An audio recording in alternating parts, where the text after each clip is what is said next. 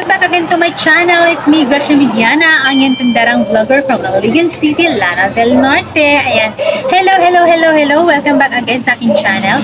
Thank you nga pala sa panonood at saka sa aking mga subscribers at saka sa aking mga viewers. Thank you so much for watching my videos at saka lalong-lalo na doon sa mga bumabalik sa kakapanood ng ating mga video. Thank you po from the bottom of my heart. Thank you so much. At saka sa mga bago kong viewers, ayan, kasi most of my viewers is hindi pa nakapag-subscribe. Please to subscribe sa aking YouTube channel para ma-notified ka in every videos that I uploaded. Lalong-lalo na doon sa ating mga business tips, business ideas, at saka mga business experience na sinishare ko dito sa ating YouTube channel na may learnings kayong makukuha. Ayan. So, ngayon is may i-share lang naman ako sa inyo guys kasi kahapon umattend ako ng General Assembly meeting ng bunso kong anak na si Gray Cos.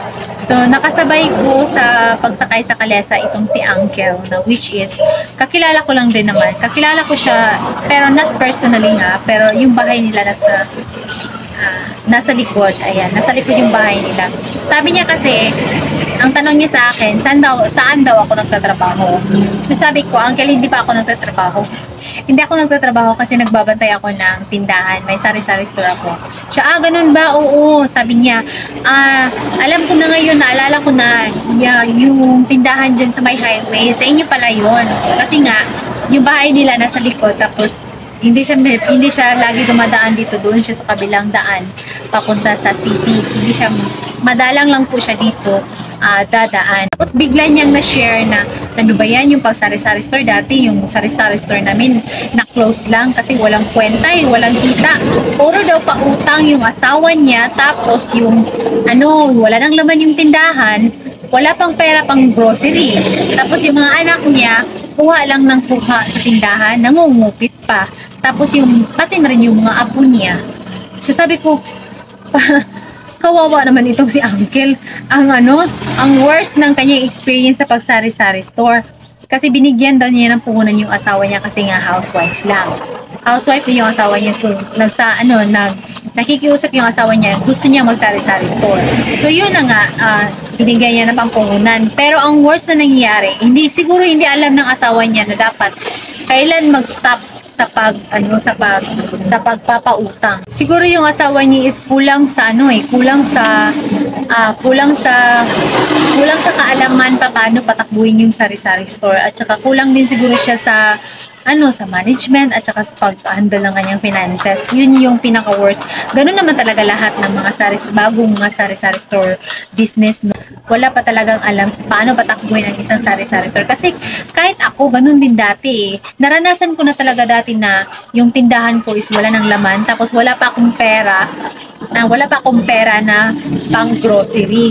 Tapos maraming umuutang sa akin. Kaya nung nalaman ko yung dahilan kung bakit nagkakaganon yung tindahan ko, in-stop ko talaga yung pagpapautang kasi yun yung dahilan kung bakit wala nang laman yung aking tindahan. Wala nang laman, wala pang perang pang grocery. Kasi nung tinutal ko yung mga taong umutang sa akin, umabot talaga siya ng 18,000. So, nung nalaman ko yun, in-stop ko yung pagpapautang, kinokollect ko yung mga nangutang sa akin.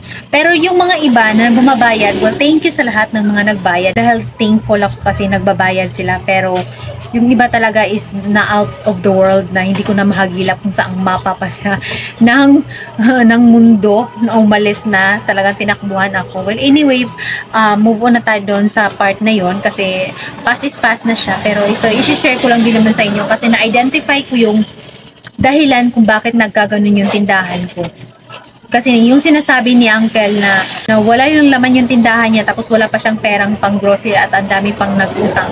Kasi naranasan ko yun. Nafe-feel ko yung hinanakit. Kaya nasabi niya talaga na hindi daw maganda yung pagsari-sari store business.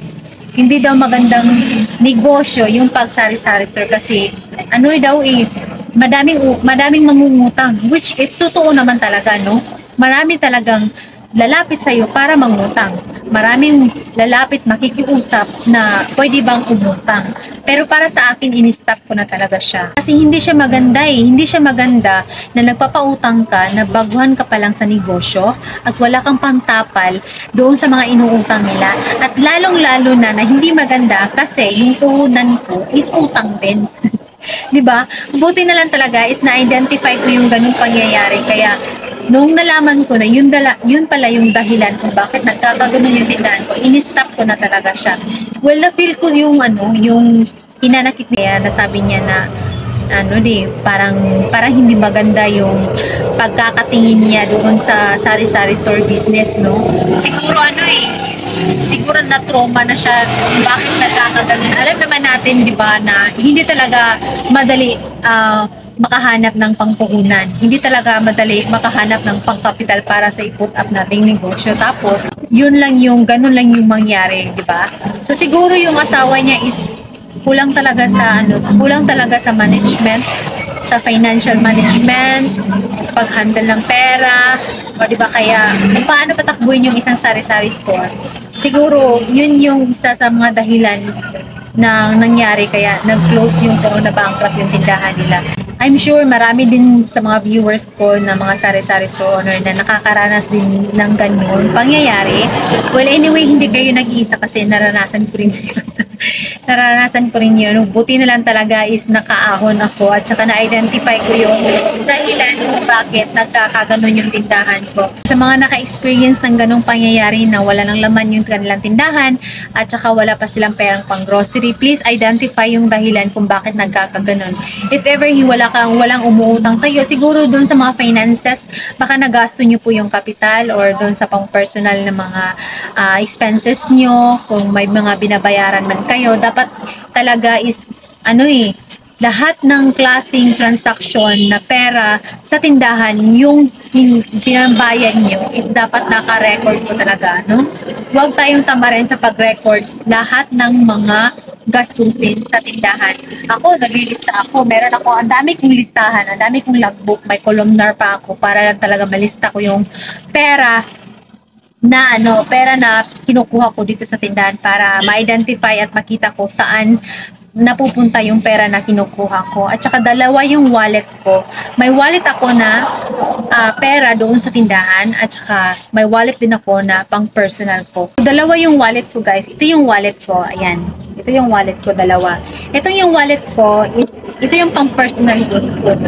Nandito yung mga cards, yung pera ko personal, yung mga IDs ko, tapos yung mga cards, ganyan. So, ito yung personal wallet ko. Tapos, ito naman, itong pangit na to. Wallet lang to ng anak ko, tapos hindi na niya ginagamit. So, ito, kinuha ko na lang siya. So, ito yung wallet na gamit ko sa tindahan. Ito yung wallet ng tindahan.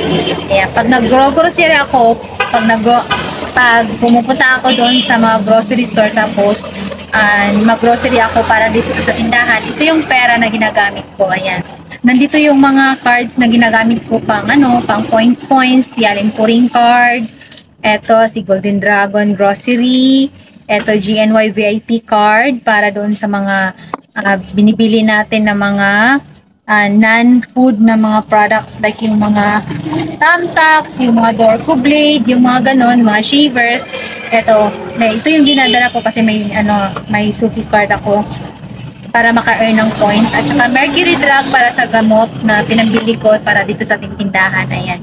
So lahat ng pera lahat ng pera para sa tindahan is dito ko nilalagay.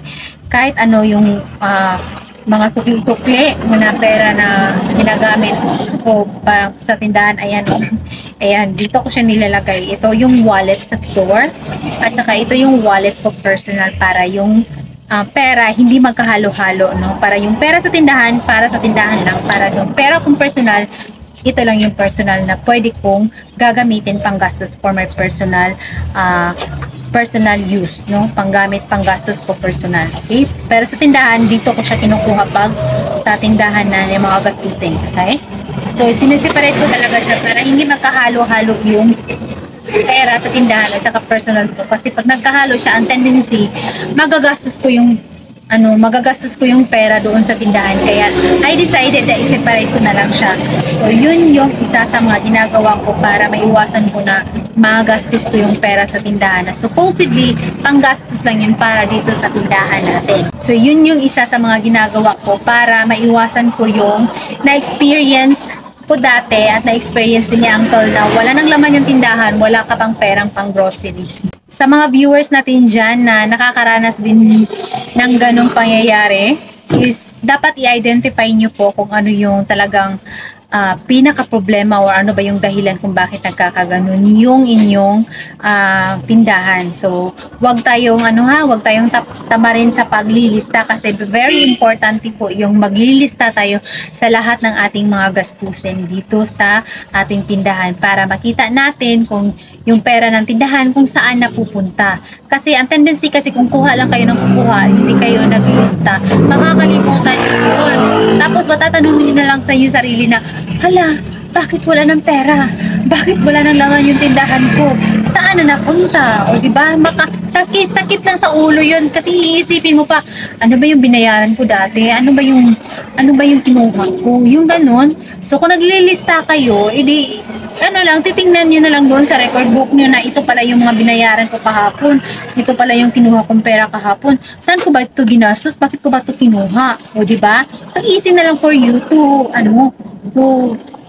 see na kung saan yun napunta yung pera na kinuha nyo doon sa inyong tindahan. Ayan. So, ayan. Na-share ko lang din naman sa inyo guys kasi para ma-aware din kayo doon sa mga pangyayaring ganon if ever naka-experience kayo, no? Kasi yung iba, pag naka-experience ng ganon, nawawala na ng gana. Yung iba, I don't know, baka nade-depress na, nai-stress na sa kakaisip. Kasi ganon din ako dati. Natutulog na lang ako lagi kasi nai-stress na sa kakaisip. Buti na lang talaga is nakita ko yung agad kung ano yung dahilan kung bakit nagkakaganon yung tindahan. Share ko lang din naman sa inyo guys para aware kayo sa mga pangyayaring ganun kasi as a sari-sari store owner at saka as a sari-sari store business owner, mararanasan nyo talaga yung ganun.